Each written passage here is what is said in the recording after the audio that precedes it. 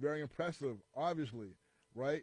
But it would have been even more powerful had he done that with Jackson State and HBCU, because we've never seen any of these HBCUs in modern time come anywhere close to beating one of these top PWI schools, okay? All right? These Power 5 schools. We haven't seen any HBCU be able to even stay on the football field with one of these schools without being embarrassed, okay? Or you can take, like, the best HBCU school, and sadly, when they play any team from these top-tier conferences, they get embarrassed. They get run off the field, okay?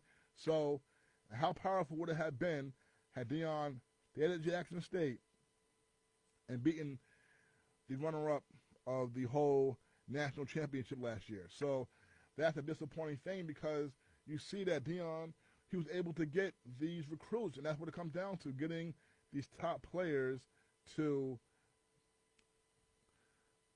commit and play for you, okay? So that's why, so as much as everybody is going crazy about Deion, oh, Deion Prime, everyone forgets, all right? He could have done this with Jackson State, and it could have been a game changer, right? A game changer if that would have happened, if he had beat one of these top teams, and then they were real deal, one of the best football schools in the country. And then you would have all these black kids seeing this, and they would be inspired to go to an HBCU, okay? But now that Deion has left, like that, the hope of that happening is gone, because Deion did what everyone else did. He went to one of these big schools, all right? Same as he did when he was in high school, and he was a top prospect coming out, and he had a chance then to go to an HBCU. But, of course, he didn't do it. He was not thinking about doing it. And what rubs me the wrong way is that he wasn't even thinking about that. But then he because his only foot in the door to being a head coach was through HBCU, he takes that and then builds this whole rap about how, all right, you don't need to go to these other schools, come home, come to an HBCU. Then first time that he can bolt, he bolts, okay? And something, a couple of things bother me too about this situation, and it's 12 o'clock. This is WHCR 90.3 FM. Yeah. And then it's just like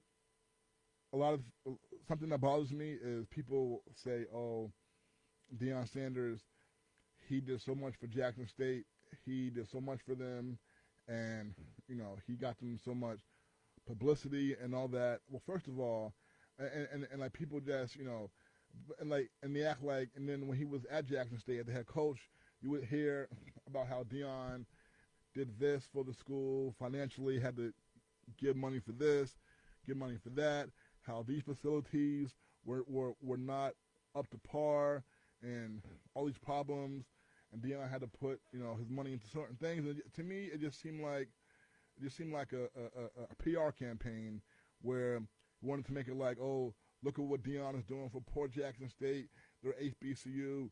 They don't have any money. Oh, look what all Deion's doing for them. And to me, it was a bunch of crap, because Jackson State football has been going on years and years and years before Deion Sanders, all right, and so has every other HBCU football team.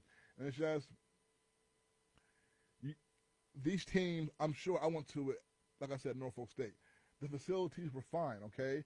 The football field was fine. The gym was fine. Everything wasn't state of the art. But when your football and basketball teams, when your sports teams are not bringing in a lot of revenue the way these bigger schools are, because they had the best black athletes running to them and making them all this money, where they can afford to invest in the athletic department and the athletic facilities and the weight room and all that, because they're bringing in millions of dollars from it, right? But when you're HBCU and you don't have, top talent and your teams aren't the best, you're not going to get that much revenue from the sports, so you can't afford to invest all this money into sports facilities, because it's a university, all right? Most important thing is kids getting their education, not playing sports. If the sports It's not bringing in any money. And so that's what it is at HBCU. So people look at it like, oh, the facilities for the football field, locker room, whatever, is second rate, and people act like that's such a big deal. But it's that way because the best black talent is running to these big schools that already have a fortune to begin with, all right, and get all these big endowments and these grants all the time, okay, worth, all right, 8-9 figures, okay. So they don't even need to have the fortune of having these elite basketball and football programs because, they already have lots of money, all right. But the HBCUs, they need it, which is even more reason why it's sad when you see how like those sports programs, the football and basketball, have to struggle. So yeah, so and like Deion, like he was already, we see that he's able to get the top recruits. They were even coming to the HBCUs with him to Jackson State, and if Jackson State if Deion stays there and they beat these top schools in these top conferences, then you're going to have kids who are going to be like, you know what, let me go to an HBCU, and that would have changed the whole mindset, right? But like now that he's gone, like that's out of the window, and like I said, Deion, he had a chance to go to HBCU at a high school when he was a top prospect. He wasn't giving it any thought, okay? So then he actually like, oh, this is, so he tried to sell a vision that he wasn't even thinking about when he came out of high school. Anyhow, all right, Deion, has to give him his credit for being a college football coach, because right now he is doing a very good job.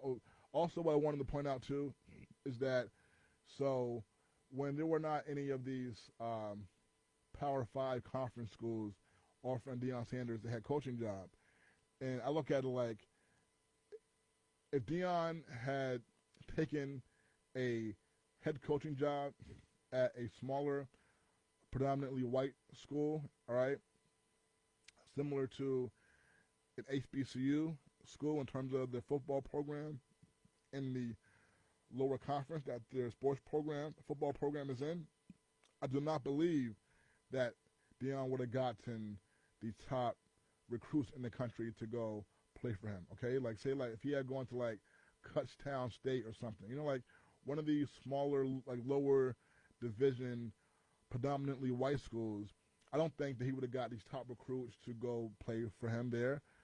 But because he was able to sell the vision of HBCU and how cool that would be, how game-changing that would be, I believe that's why, all right, that convinced them, okay, to go and play with him there, okay? So, like, people say, oh, that Deion did so much for HBCU, for Jackson State. I'm like, no, they did a lot for him, because by giving him the opportunity, it allowed him to sell that dream that clearly he was just selling, all right, he was just selling something so he could get to the next stop, okay?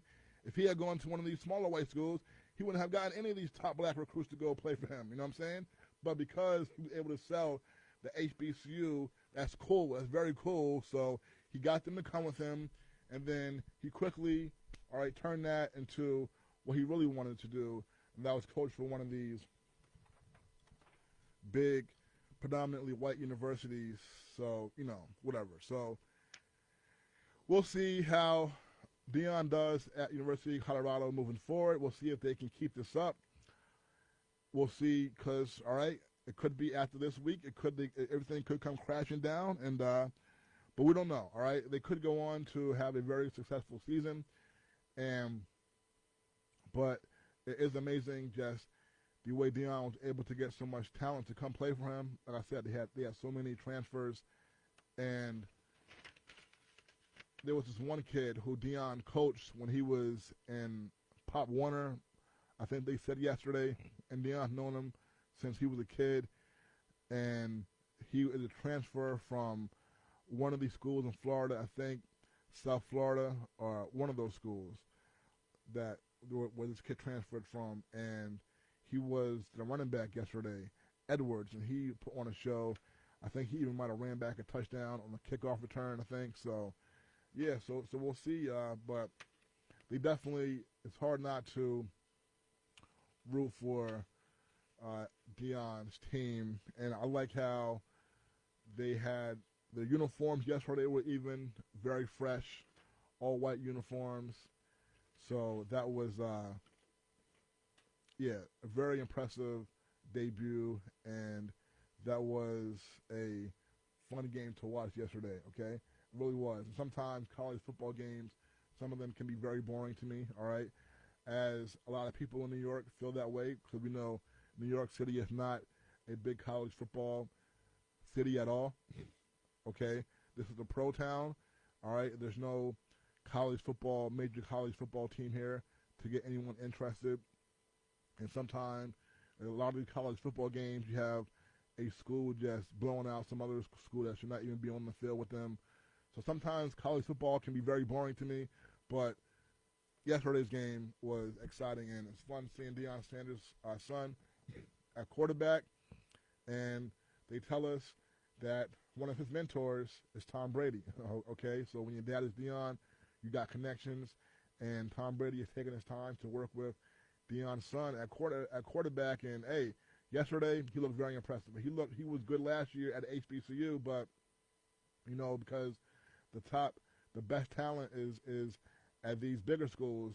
It was interesting. People wanted to see how he would perform.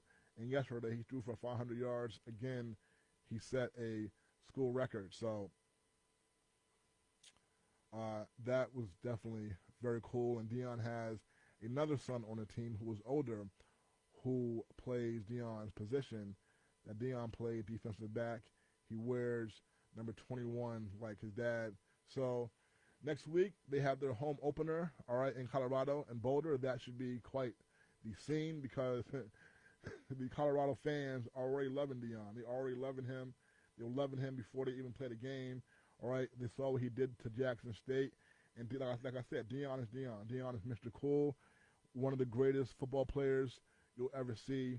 Everybody knows that, and so off of the heels of this victory, their home opener next week, it should be a show. They play Nebraska, another team that once was a powerhouse, and they have a first-year head coach, a former NFL head coach who was just fired from the Carolina Panthers last year, and that is Matt Rule. He is the head coach now at Nebraska. So next week, that's something that a lot of people, all right, at this point, a Colorado football game has to be must watch. It's just too bad that Jackson State is not a must watch right now with Deion still there, with that talent that Deion is able to amass.